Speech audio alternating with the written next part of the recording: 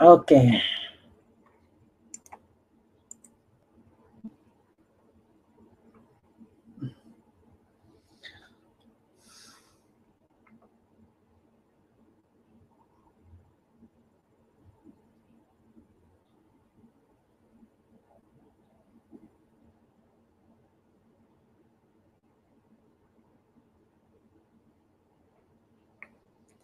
Ya, ada yang mau ikut live dengan saya nggak? Saya bagi linknya.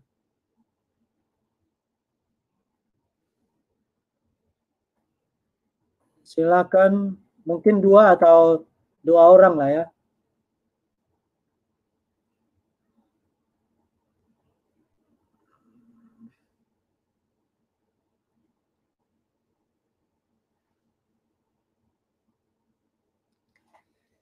Oke.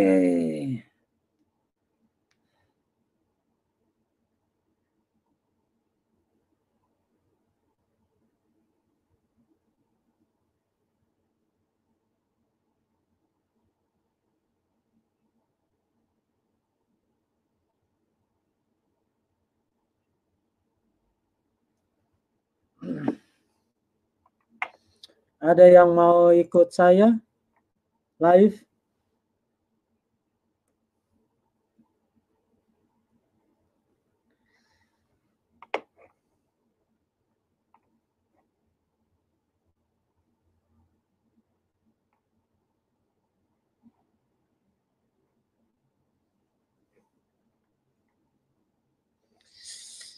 Oke. Memang agak suara saya kedengaran?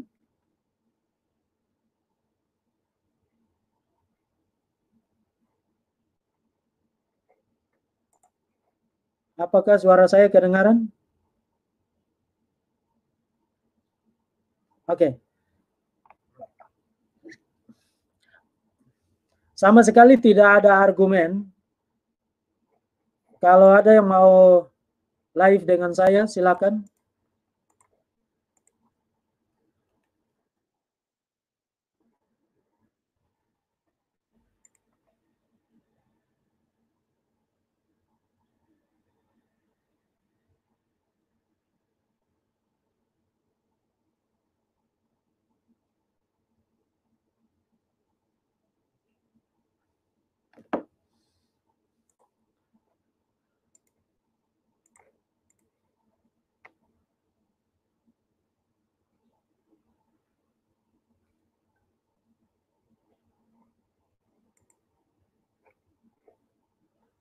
Kalau ada yang mau live dengan saya, silakan. Saya kirimkan linknya.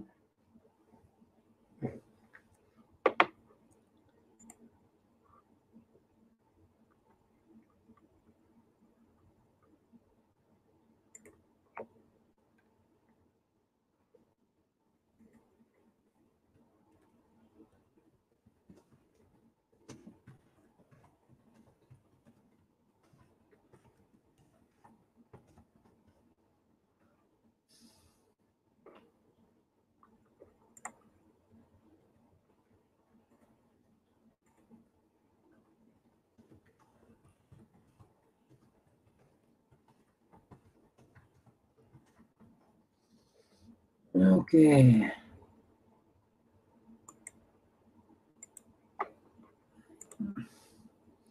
Disconnected, Pak Leo. Halo Selamat Pak malam Leo. Pak Deki. Ya, selamat malam Pak Deki. Ya, selamat malam Pak. Sangat tidak memuaskan karena Pak Nandar tidak mengerti argumen, sama sekali tidak ada argumen. Dia berkata seperti orang mabuk, keluar dari arena perdebatan, ngoceh sana, comot sini. Ya mungkin saya moderatornya tidak menjaga Pak Nandar supaya stay di fokusnya Pak, karena format debat seperti ini kan adalah format debat yang mungkin baru sekali ya bagi di Indonesia gitu. Saya sering lihat format debat seperti ini di David Wood lawan Syabir Ali, terus si Nabil Qureshi, Sabir Ali. Nah, mereka memang berdebat seperti itu. Tapi di Indonesia hampir nggak pernah ada orang debat seperti ini gitu. Jadi ya kita sih udah biasa ya ngelihat bagaimana Muslim kalau mereka berdebat selalu mereka loncat-loncat, begitu mereka tidak bisa menyampaikan satu argumen, mereka akan loncat ke argumen berikutnya itu selalu gitu lah. Ini memang kita butuh moderator yang juga mengerti format debat seperti ini supaya dia bisa membantu si pendebatnya untuk Pak, mohon Bapak ada di fokus Pak gitu. Ini kita sedang membahas poin ini. Nah, jadi tolong Bapak sampaikan argumen Bapak sehubungan dengan poin yang mau disampaikan gitu loh. Jadi ya kalau di tempat lain moderator memang nggak ngomong ya. Kalau saya lihat debat-debat di luar, mereka memang nggak ngomong karena peserta debatnya udah mengerti bagaimana format debat itu harus disampaikan begitu. Jadi apa sih namanya? Ya seperti begitu. Tapi kayak Nandar ini dia tahu-tahu dia comot dari kejadian, dia comot dari Yesaya, dia comot dari sana sini yang berusaha memperkuat argumen dia bahwa di dalam Alkitab ada di dalam perjanjian lama atau Alkitab lah ya, ada nubuat tentang Muhammad sebagai nabi berikutnya gitu. Itu yang dia berusaha tampilkan, tapi dia tidak berjalan di koridor di mana dia harusnya menyampaikan argumen dia berdasarkan poin yang Matius itu gitu. Itu sayangnya gitu loh, dan moderatornya nggak nyecer dia ke situ gitu loh. Itu juga jadi sayangnya, sehingga kelihatannya waktu yang diberikan 5 menit apa itu jadi seolah-olah nggak cukup begitu. Ya, memang sangat mengecewakan karena saya tidak mendapatkan perlawanan sama sekali. Sama sekali tidak ada perlawanan. Argumen saya sejak opening statement termasuk bantahan-bantahan saya, dia sama sekali tidak jawab, malah dia pindah kepada topik yang lain, teks yang lain, mengoceh sendiri, berdansa-dansa seperti orang mabuk, tapi dia tidak kembali ke arena perdebatan, topik perdebatan. Ya, ini mestinya sesuatu yang di-pointed ya oleh moderator gitu loh. Bahkan saya rasa ini debat pertama ya yang terjadi dengan format seperti ini. Saya belum pernah melihat di Indonesia ada debat dengan format seperti ini begitu. Nah, ini kalau tidak ada tuntunan dari orang yang mengerti format debat akademis seperti ini, nanti cenderungnya ke depan para apologet Muslim itu ya mereka akan kalau debat selalu ngacir ke sana kemari gitu. Betul. Ya, sangat-sangat mengecewakan, tidak memuaskan karena saya berharap mendapatkan perlawanan. Ya, saya sudah tahu kualitas Pak Nandar, cuman paling tidak dia address argumen saya. Dia sama sekali tidak address itu, malah dia ngoceh ke sana kemari. Jadi ya, mudah-mudahan next debater yang akan saya tantang bisa jauh lebih baik. Saya rasa agak meragukan ya Pak, karena kalau kita lihat video-video ya yang dibuat oleh Sanihu Munir, Insan Moko Ginta, bahkan Khalid Basalamah aja ya yang menurut saya dia cukup lumayan begitu, tapi ya mereka poinnya begini, saya rasa ya, mereka membela sesuatu yang salah atau mereka berdiri di atas pondasi yang salah, dan kalau mereka berdiri di atas pondasi yang salah, sebagaimanapun mereka bagus atau ahli ya tetap saja mereka tidak akan pernah bisa membela suatu argumentasi yang salah gitu. Saya rasa sih itu udah jelas sekali, dan ya kita udah lihat lah ya berbagai video ya dari Esa itu ya Pak yang Bapak sampaikan itu, argumen mereka selalu cuma di situ-situ aja.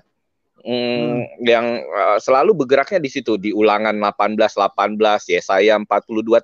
Tadi siang saya ada kirimin link itu ke Bapak sama ke Bapak Tanpa Ragi, itu ada satu YouTuber namanya Rabainis Ide ya. Dia cukup bagus tuh mengulas Yesaya 42. Itu sekarang jadi tren baru tuh Pak. Yesaya 42 itu sebagai nubuatan terhadap Muhammad. Muhammad. Cuman memang ada bagian yang mereka hilangkan gitu. Yesaya 13 itu pasti ada bagian yang mereka hilangkan, karena kalau begitu mereka munculkan itu bagian yang mereka hilangkan, itu menggugurkan semua argumen di belakangnya gitu.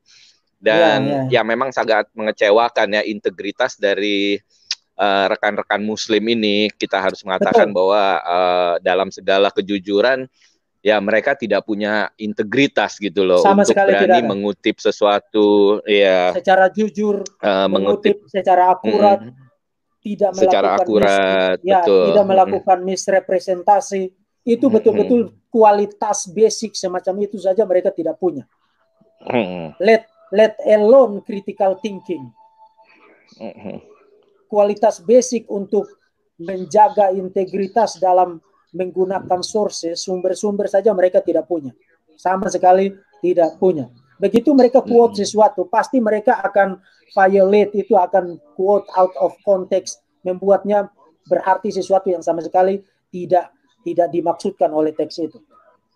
Jadi waktu kita berdiskusi dengan mereka, kita bukan berdiskusi tentang ide yang kritikal berdasarkan itu. Kita sibuk berdiskusi memperlihatkan tentang misrepresentasi demi misrepresentasi. Jadi tidak ada kemajuan. Tidak ada kemajuan di dalam interaksi apologetika Kristen dan Islam, karena rekan-rekan Muslim hanya sekadar punya integritas saja itu tidak. Sama sekali tidak. Ya, kalau dari pengalaman saya, yang saya rasakan setiap kali kita mendapatkan pertanyaan ya dari rekan-rekan Muslim, mereka tidak bertujuan untuk mencari tahu gitu, tapi tujuan mereka adalah mereka mau lihat kita jawab apa, dan kemudian mereka sebenarnya udah menyiapkan berbagai bantahan terhadap jawaban yang mau kita berikan gitu. Karena pertanyaannya misalnya bolak-balik lah, pertanyaan mereka, dia tanya, kenapa kalian menuhankan manusia, kalian jadikan Tuhan gitu. Misalnya mereka tanyakan seperti itu ya, dengan mereka mengutip ayat-ayat di Alkitab di mana Yesus berkali-kali menyatakan bahwa dirinya adalah utusan, dia adalah tidak melakukan apa yang dia lakukan adalah apa yang diperintahkan oleh Bapa. Nah, cuman itu aja yang mereka kutip, dan mereka menafikan atribut-atribut keilahian Yesus yang lain, seperti misalnya kalau kita tunjukkan bahwa Yesus punya otoritas menghapuskan dosa, Yesus menyampaikan pokoknya atribut-atribut yang lain, mereka nggak mau dengar gitu, karena mereka memang tidak menginginkan mendapatkan suatu kebenaran begitu, karena mereka juga pada dasarnya mereka cuma mau menyampaikan apa yang ingin mereka sampaikan. Nah, ini saya berharap ini didengar juga oleh rekan-rekan Muslim gitu ya, bagaimana setiap kali ada seorang Muslim yang membawakan suatu argumen, maka kalau mereka mengutip kitab suci atau apa, mereka selalu mengandaikan rekan-rekan Muslim yang lain itu tidak akan pernah ngecek. Karena itu mereka bisa ngomong dengan seenak-enaknya ya. Kita lihat video-video para ustadz-ustadz itu kalau mereka ngutip Alkitab ya, Kainama apa semua, karena mereka mengandaikan itu semua orang-orang Muslim itu kalau mereka sebut ayat sekian gitu, ayat ini, ayat itu, apalagi kayak Zakir Naik gitu ya, dia sebut ayat ini, ayat itu, nggak akan ada orang yang ngecek gitu. Itu ayat itu sebenarnya apa gitu, ayat itu konteksnya apa, kelanjutannya apa, bolak-balik kan. Yang sering sekali lah mereka bilang bahwa Yesus selalu bilang dia diutus hanya untuk domba-domba Israel yang hilang. Selalu mereka kutip yang itu gitu loh. Tapi konteks yang di belakangnya. Ya. Nah, itu tidak jujur, betul-betul tidak jujur. Nah, karena ini kitab yang sama. Kitab yang sama bicara tentang Yesus diutus bagi domba Israel yang hilang. Tapi kitab yang sama juga memuat perintah Yesus, jadikan segala bangsa muridku. Bangsa, betul. Jadi kalau you quote dari teks yang satu, tapi tidak quote dari teks yang lain, untuk pandangan yang balance, you tidak jujur. Tidak jujur. Ya, saya berharap rekan-rekan Muslim bisa melihat ya bagaimana para pendebat atau para apologetik Muslim itu selalu melakukan hal seperti ini. Jadi kalian bisa lihat bagaimana kalau kejujuran itu tidak ada di dalam diri kalian, bagaimana kalian bisa terus-terusan bertahan gitu loh di dalam budaya agama seperti ini gitu, di mana kalian dilatih untuk tidak punya integritas, tidak punya ketulusan, tidak punya keberanian mencari tahu lebih lanjut apa yang mesti kalian dapatkan untuk mendapatkan kebenaran. Ya, itulah yang akan terjadi terus-terusan gitu loh. Kita ya memang saya kebetulan nonton video Pak Deki ya yang waktu di awal tahun Bapak bilang bahwa dalam mulai tahun ini ke depan Bapak bukan cuma akan melakukan apologetika tapi apologetika Bapak juga akan ofensif gitu, dan saya pikir bagus sekali ya Pak ya itu semangat yang Bapak bawakan itu gitu. Saya senang sekali. Mungkin ada teman-teman lain nih, ada Pak Kenichi Putra gitu juga mau menyampaikan sesuatu nih Pak. Oke, sebelum Pak Kenichi, saya ingin ingatkan Muslim, komentar tadi tentang moderator itu bukan karena Nandar mengemukakan sesuatu yang brilian di dalam perdebatan tadi. Justru kekecewaan ini tadi saya sudah kemukakan. Nandar sama sekali tidak membuktikan apapun selain berdansa keluar dari panggung debat. Mencomot teks sana sini, mengemukakan proposisi-proposisi yang tidak relevan dengan topik perdebatan, dan dia sama sekali tidak address argumen saya pada opening statement, dan sama sekali tidak membuktikan berdasarkan Matius 21 ayat 42 ayat 43 untuk memperlihatkan bahwa teks itu berdasarkan konteksnya mengharuskan kesimpulan bahwa Muhammad dinubuatkan di situ. Tidak. Justru dia tahu dia tidak bisa buktikan itu, maka dia berdansa ke sana kemari, melompat seperti tupai dari satu teks ke teks yang lain, karena dia tahu teks itu sama sekali tidak mendukung agendanya. Sama sekali teks itu tidak mendukung agendanya. Jadi komentar tadi tentang moderator itu bukan komentar kekecewaan karena kalah. Semua orang akan menonton kembali rekaman perdebatan tadi kok. Jadi berharap supaya jangan menggunakan itu sebagai alat propaganda, dan itu hanya memperlihatkan bahwa kalian sama sekali tidak peduli terhadap kebenaran, sama sekali tidak peduli terhadap kebenaran. Nah ini lagi Kristi Dewi, Deking Gadas anjing, puji Tuhan, kamu memang manusia yang sangat bagus sekali. Itu adalah hasil bentukan dari Muhammad dan Quran yang membuatmu harus memaki-maki orang. Terima kasih untuk bagiannya. Oke.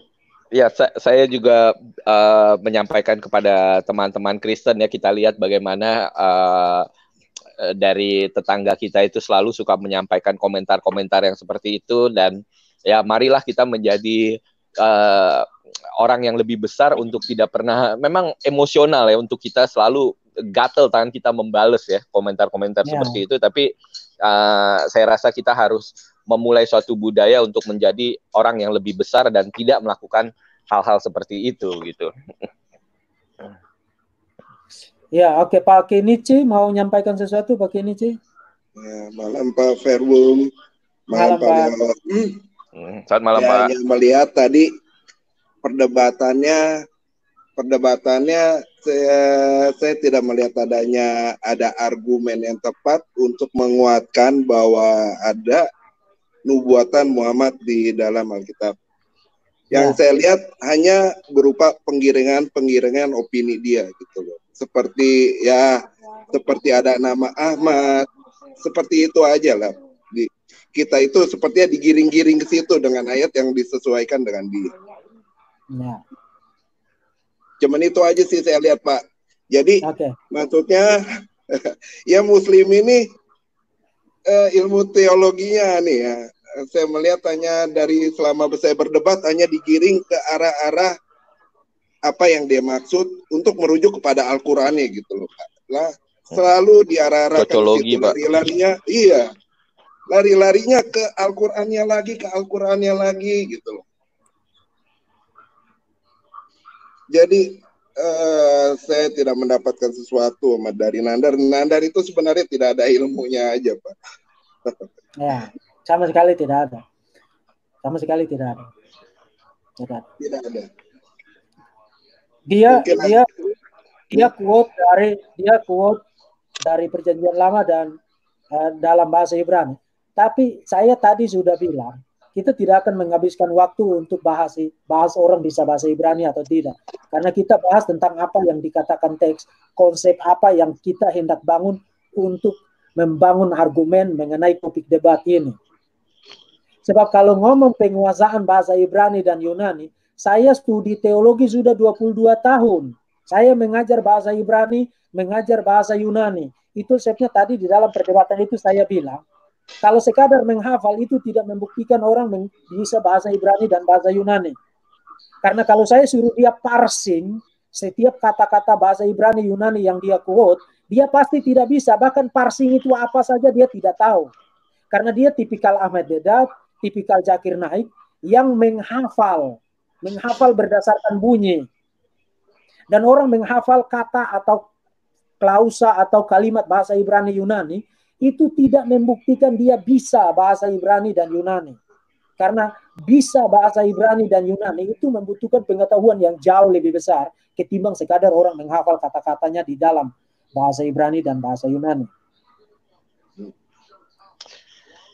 Saya rasa salah satu masalah ya Pak ya dalam bahasa, misalnya bahasa Yunani itu secara gramatika mereka memiliki kasus kan, untuk setiap kata itu memiliki kasus ya.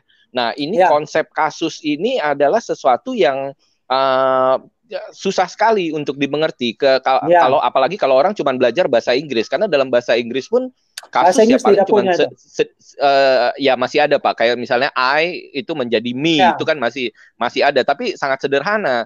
Kalau mereka belajar bahasa Jerman, bahasa Prancis itu masih lebih gampang gitu buat mereka mengerti. Bahasa Jerman masih lumayan tuh, ada datif, ada akusatif, ada genetif gitu, masih lumayan. Tapi begitu mereka masuk ke dalam bahasa yang lebih kompleks ya seperti Yunani, itu udah terlalu susah konsepnya itu bisa dimengerti, kecuali orang yang memang benar-benar belajar sintaksis, belajar gramatika gitu loh, untuk seperti itu yang susah dimengerti gitu. Bahasa Yunani itu secara gramatikal jauh lebih rumit dari bahasa Ibrani. Karena bahasa Yunani itu kalau misalnya kata benda dia bukan hanya punya kasus seperti yang tadi Bapak bilang, tapi dia punya gender. Ya, ada gender, ada neutrum, ada female sama male gitu. Ya, maskulin, feminim dan neuter. Tapi juga bukan hanya itu. Dia juga punya number, ada tunggal, ada pluralnya. Dan betul. Jadi berubah juga. Bahkan bukan hanya soal katanya, tapi even kata sandang, definite artikel, itu saja ada feminim, ada neuter, ada maskulinnya tersendiri dengan kasusnya masing-masing. Jadi begitu banyak yang harus dihafal. Kalau dalam bahasa Inggris kan cuma ada satu definite artikel, D kan? Hanya ada satu. Tapi kalau bahasa Yunani, setiap gender itu dia punya definite artikel tersendiri. Dan setiap definite artikel itu nanti berdasarkan case-nya lagi, kasusnya lagi, berdasarkan numbernya lagi, tunggal atau jamak. Makanya saya bilang kalau you sekadar menghafal bunyi kata bahasa Ibrani, bahasa Yunani, tidak usah kamu ngomong dengan saya. Tidak usah. Karena saya tidak ingin mempermalukan kamu untuk hal sepele semacam itu. Tidak usah. Itu sebenarnya tadi saya bilang itu tidak relevan di dalam perdebatan ini. Tapi dia berpikir bahwa itu adalah sesuatu yang hebat buat dia. Dan itu justru membuktikan bahwa Nandar ini memang betul-betul sangat luar biasa goblok. Itu. Tapi baik Pak. Bapak jangan lupa Pak. Bapak bolak-balik bilang itu. Nandar ini goblok tapi baik. Tapi baik ya, betul. Itu tidak boleh dilupakan. Jadi harus kasih dia kredit ya. Ya, biar bagaimanapun Bapak juga bilang sendiri dia orangnya nice kan Pak. Ya, dia nice emang, nice. Dan itu satu sisi positif dari Pak Nandar ya. Dia nice dan dia bicara dengan baik. Cuman saya tidak terlalu terkesan dengan orang yang nice di depan. Karena nice di depan belum tentu nice di belakang. Iya. Sebab pengalaman mengajarkan kita bahwa justru orang yang belak-belakan itu dia sama di depan dan sama di belakang. Tapi mayoritas memang tidak semua ya, kita tidak generalisasi. tapi pengalaman mengajarkan orang yang manis-manis di depan itu belum tentu di belakang manis. Setuju Pak. Ya, jadi kita ketika kredit itu harus diberikan. Ya. Oke, Bapak-bapak, saya kira saya harus istirahat. Terima kasih sudah live bersama saya. Ya, terima kasih. Tuhan Yesus memberkati terima kasih Bapak-bapak. Pak Niki. Ya, selamat malam Pak Kenichi. Selamat malam Pak Niki. Juga Pak Leo Ferdinand. Oke. Malam. Mari, selamat malam. Selamat malam.